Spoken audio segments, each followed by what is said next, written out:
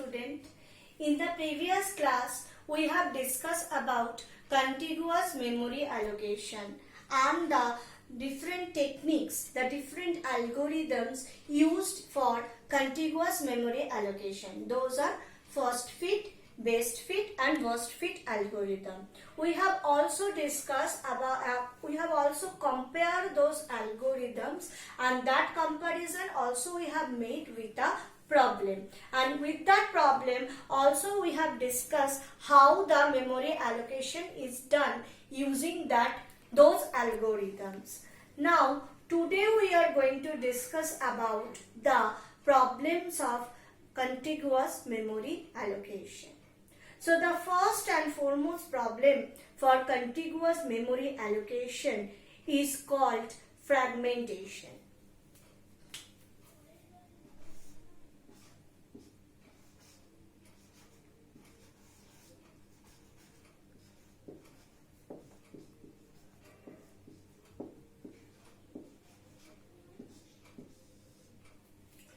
Fragmentation. Fragmentation can be of two types.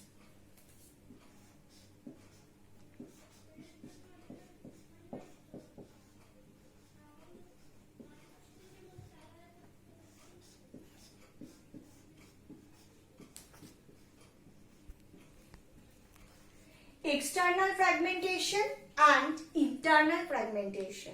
So at first we are going to discuss about external fragmentation. Now suppose we have a memory like this.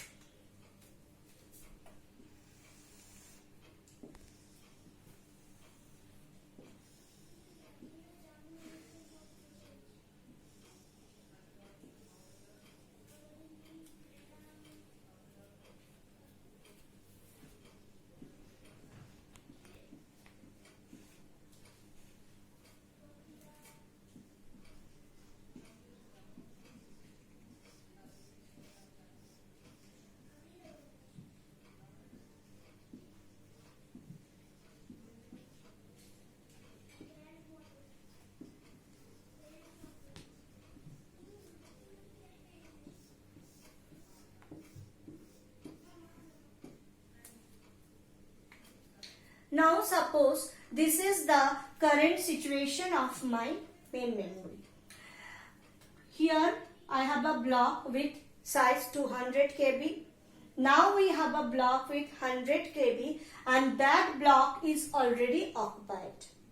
Now we have a block with 300 KB size, that block is free, and then we have a block of 500 KB size.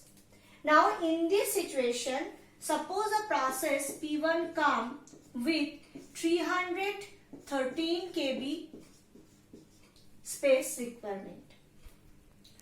Now you can see the two available blocks are with 200 KB size and 300 KB size, and we are following contiguous memory allocation. The requirement is 300 KB size. Now there is no contiguous memory space available with this required size. The available memory are partitioned into 200 KB and 300 KB, and these partitions are not contiguous also. So though we have enough free memory space, what is my free memory space now? That is 300 plus 200, total 500 KB size. So though I have enough free memory space, then also I cannot accommodate a process here, and that is only because of contiguous memory allocations policy. Because according to the contiguous memory allocation, a memory allocated to a particular process should be contiguous. Now here the available memory, though it is enough for this 313 KB, but it is not contiguous. So though I have enough free memory available in my primary memory, but I cannot serve this process request because the process need a contiguous memory space that is not available. So this problem is called external fragmentation. So external fragmentation is basically a problem of contiguous memory allocation, which actually tells us that we have enough free space in memory, but just because the free space is not contiguous, I cannot accommodate that space to a particular process. I cannot serve the request of a particular process. So this is basically external fragmentation. Now the question comes, how can we solve this? There are many ways for solving external fragmentation. One is the compaction.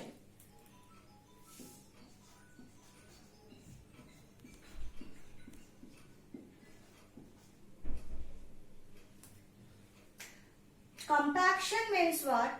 Suppose we are just want to compact my memory. Compact my memory means what? We just shifted all the used memory to one side of the memory. All the used block to one side of the memory. Then obviously we are going to have all the unused memory is going to be accommodated.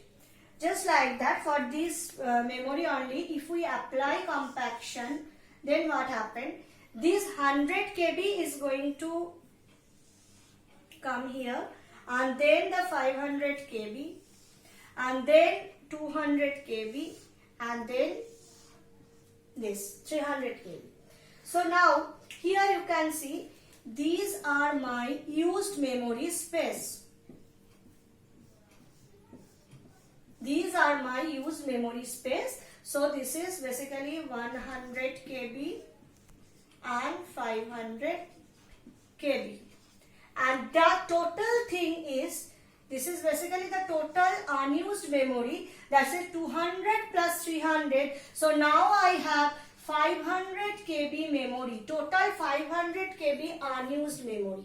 So this is basically compaction. So we are trying to compact our memory. That means all the used memory, you can see all the used memory blocks are shifted towards one direction. So automatically all the unused memory are also shifted to another direction, and it is going to accommodate and form a very large chunk of memory.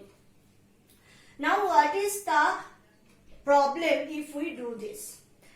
Now when a process is in execution, a memory's area is allocated to that process.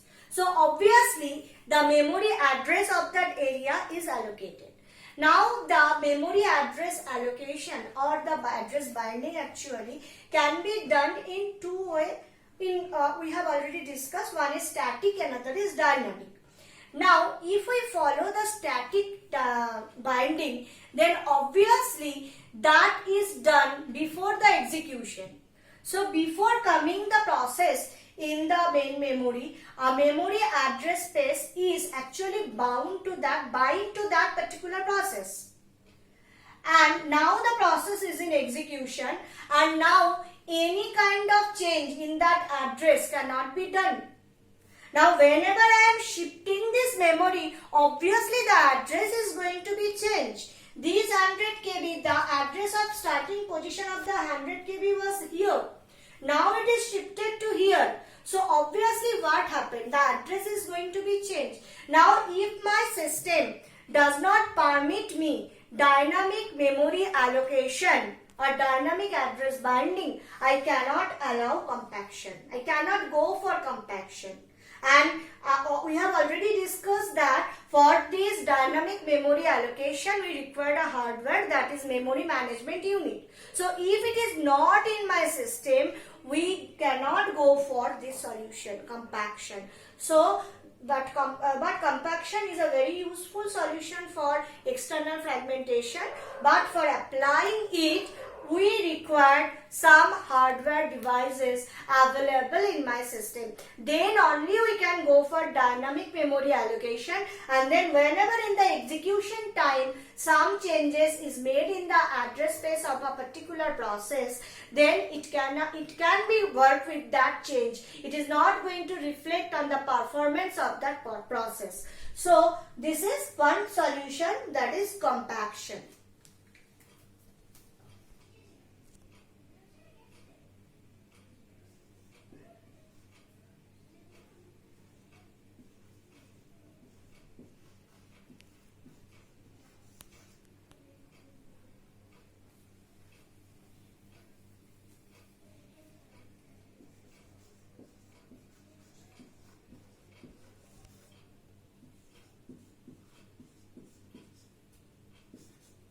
Now another solution is reuse of memory block.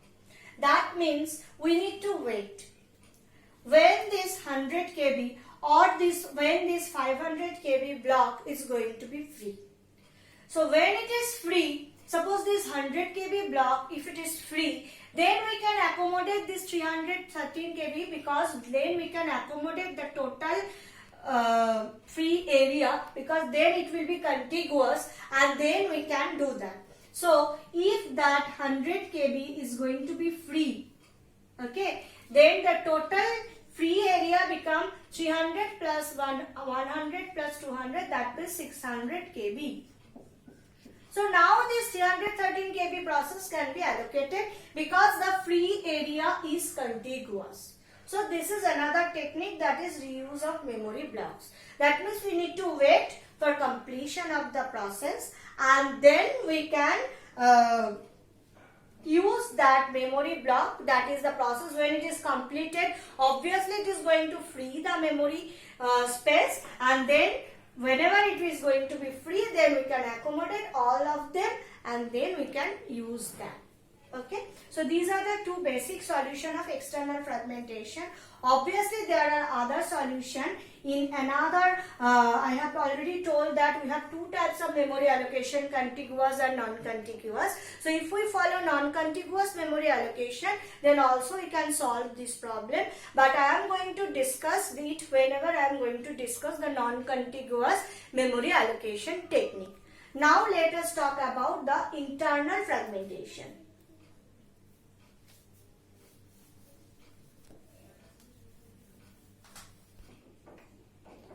So now I am going to discuss about internal fragmentation. Now suppose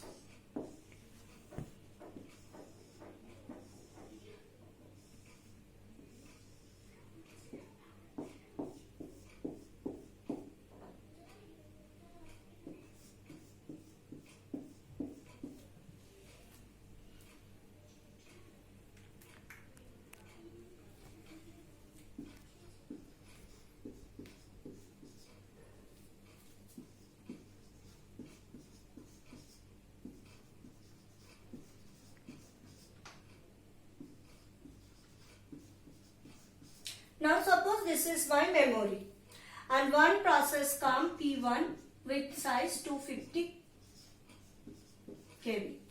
Now I have two free hole. One is with 200 KB and another one is 400 KB. So obviously this 250 KB process cannot be accommodated in this 200 KB area. So I need to accommodate this process in the 400 KB. So here this 250 KB process can be accommodated. No problem up to now. But the total memory block size is 400 KB. I am using only 250 KB. So what about the leftover portion? This portion is about 150 KB. So this is going to be unwastage. And this is called internal fragmentation. Okay. So basically internal fragmentation is what? Whenever we are going to accommodate a process in a memory block, it is not like that the memory block is in the actual size of that particular process, because the memory is partitioned from the earlier. So because the memory is partitioned from the earlier it is already partitioned, we are already using a partitioned memory. So what happened, we have maybe it is available with different block size. So we need to allocate a block for a particular process where we can accommodate that process, and it is not is an actual match. Maybe it's an actual match, but in general cases it is not an actual match. So what happened, some memory area is going to be a wastage, because this is a very small memory chunk and it cannot be maybe some other process, because this memory is already using, this memory is already in not available, this is already used. If this is available, then this 150 KB can be merged with this 300 KB and can form a big memory chunk. But it is not like that. This area is already accommodated by some other process, and now this area is also accommodated by this 250 KB process. So this small memory chunk is going to be a wastage, and this is basically called internal fragmentation. So internal fragmentation and external fragmentation, these are the two main problems for contiguous memory allocation. You can say here also the problem occur because we need to accommodate process a contiguous memory. If it can be possible that another process come P2 which with the memory requirement of 300 KB, and you can see here 200 KB is free, here 150 KB is free. Now this 150 KB, so I can just break this P2 process in two parts, and one part is going to be allocated here and one part may be allocated here. But it is not possible for contiguous memory allocation. So again, for the policy of contiguous memory allocation, only the internal fragmentation have occurred. So this is basically the two problems, that external fragmentation and internal fragmentation are going to happen due to the reason of contiguous memory allocation. Now we are going to discuss about non-contiguous memory allocation, because the problem of for solving the problems of contiguous memory allocation, we required another strategy, that is the non-contiguous memory allocation technique. Now we are going to discuss about non-contiguous memory allocation. Now suppose again we have three process P1, P2 and P3, and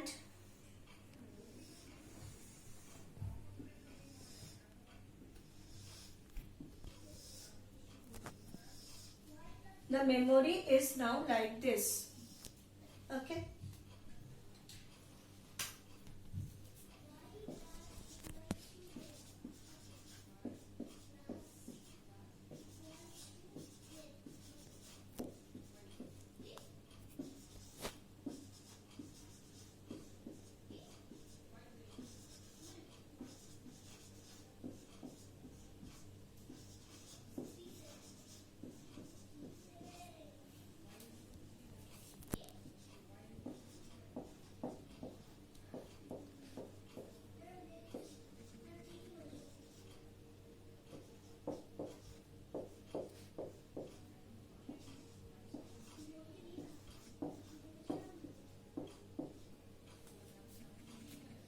Now suppose the process come with this requirement. Okay.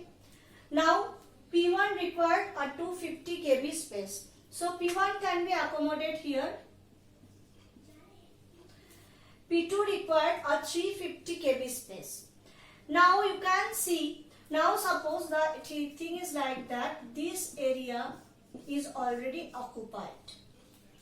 Now you can see, now this is the scenario of my memory. Now here I have a 200 KB space free, here I have a 300 KB space free, and here I have a 100 KB space free, and my requirement is 350 KB.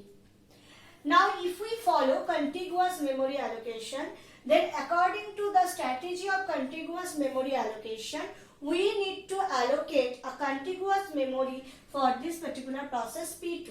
And you can say there is no contiguous memory area with 350 KB is free.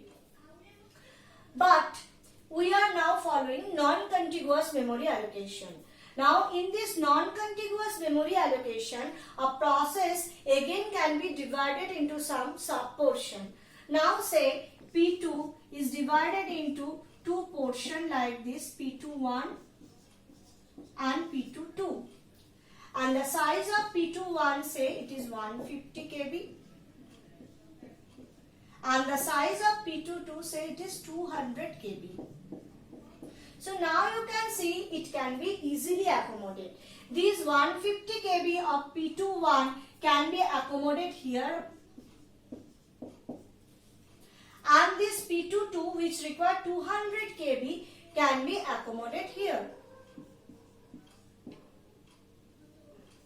So you can see the P2 which cannot be possible in the previous time, it cannot be possible to accommodate P2. Then now it can be easily accommodated here. So basically in this way, in non-contiguous memory allocation, we are going to break the processes. We are going to break the processes into some sub-portions, and that process can be accommodated using that sub-portion. And you can see for P2, the memory is not contiguous. It is non-contiguous. This one portion of P2 is accommodated here and one portion of P2 is accommodated here. So this is basically the strategy of non-contiguous memory allocation. Okay. So now we are going to discuss how this non-contiguous memory allocation can be done. Non-contiguous memory allocation can be done using two ways.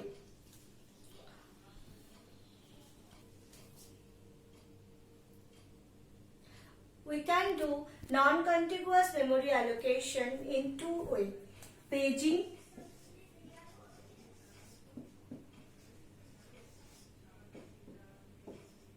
and segmentation.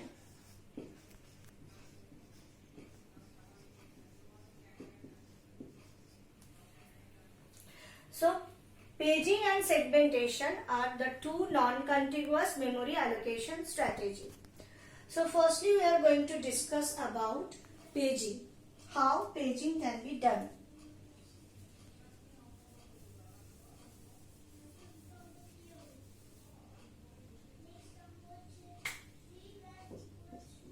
Now paging is a non-contiguous memory allocation strategy where the logical memory is going to divide into fixed size blocks. So say this is my logical memory.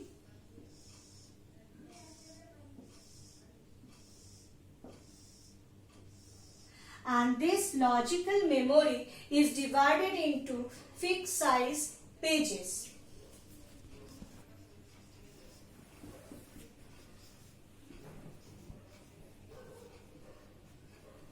So we have all discussed about what is logical memory, that is the CPU generated memory. So this is my page 1, this is my page 2, this is my page 3 and 4, 5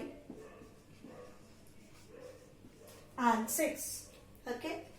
So my logical memory is divided into these fixed size pages, and the physical memory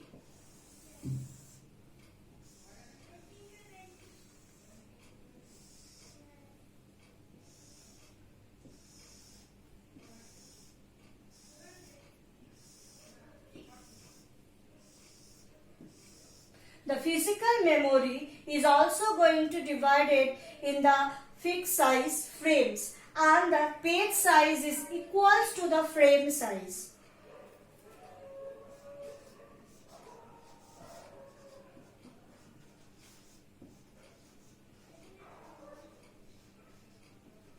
So this is my physical memory, and these are the frames of physical memory, and all the size of the frames are equal and it is equal to the size of page. So suppose it is, for example, just only I am starting it from 1000. So suppose it is 2000, 3000, 4000.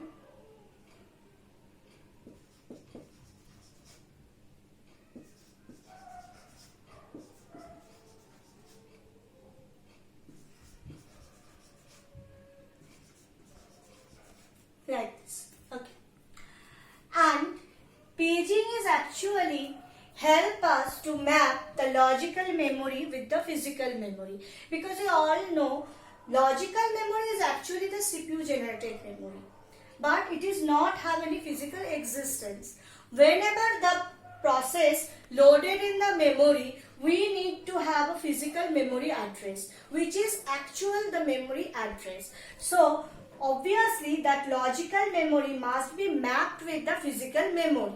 So paging is basically a non-contiguous memory management technique which is going to help us in this memory mapping.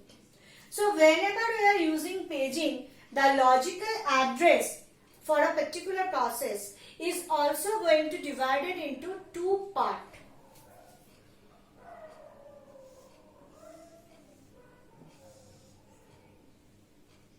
Okay. So the first part is called page index and the second part is called page offset. So this is basically my page index and this is basically my page offset. So what is this? This is my logical memory address for a particular process. And this logical memory address is divided into two parts. One is page index and another one is page offset. Now we have another thing.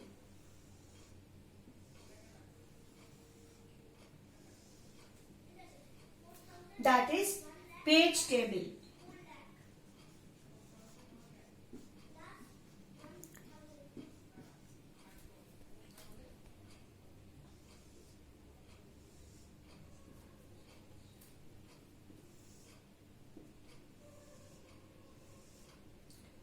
So this is basically my page table where we are going to store the frame number.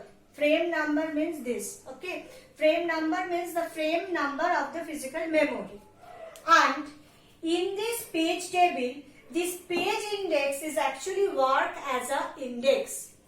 So we are going to search this page index in this particular page table. Now, so this page in page table is also going to be represented like that, where we are going to search according to the page index. It also represented like these also. So suppose this is the page index 1, page index 2, page index 3 like that. So whenever we are searching, suppose we are searching for a particular P and we are searching like this. So suppose this is the index for P. So in this field we are going to have the particular frame number for this logical address. And now this logical address is going to add with the page offset. This frame number is going to add with the page offset and it is going to create a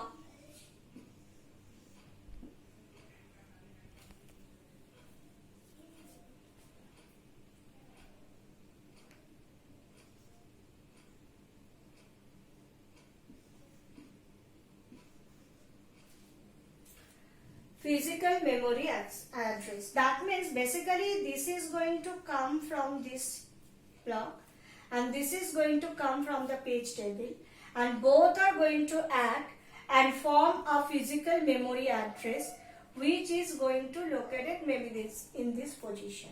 So in this way, the logical memory address is going to convert it into the physical memory. So this is my logical memory address or CPU generated memory address.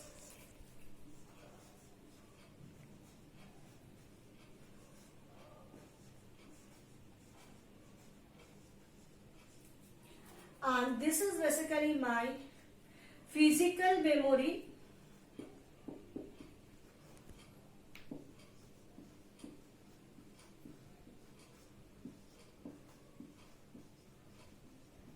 address.